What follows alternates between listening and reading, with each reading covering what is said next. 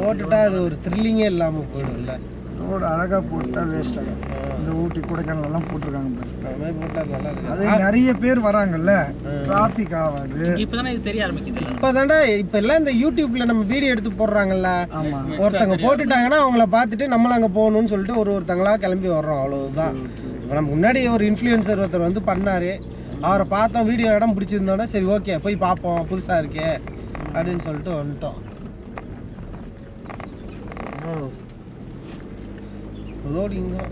Road தான் ரொம்ப பிடிச்சி போகுது. வண்டி மட்டும் நமக்கு அதை ஏற்ற மாதிரி அந்த ஆஃப் ரோடிங் வெஹிக்கிள்லாம் இருந்ததுன்னு வச்சுக்குவோம், அடிச்சு பறக்க விடலாம், ஜாலியாக இருக்கும். வாங்கிடலாம், வாங்கணும். வாழ்க்கையில் அதுக்கும் ஒரு நாள் வராமலாம் போயிட போகுது. என்னது பஸ்ஸு ட்ரெயினில் சுற்றிக்கிட்டு இருந்தோம், அதுக்கப்புறம் பைக்கில் சுற்றணும், இப்போ காரில் சுற்றுறோம். நாளைக்கு ஒரு ஆஃப் ரோடிங் வண்டி வாங்க முடியாமலாம் போயிட போகுது. பைக் வாங்கணுமா சொல்லுங்க. பைக்ல போறவங்க கார் எடுத்துட்டு வராங்களே, அவங்கள அடிச்சு கீழே தள்ளி விட்டு பைக்கு பிடிக்கலாம்.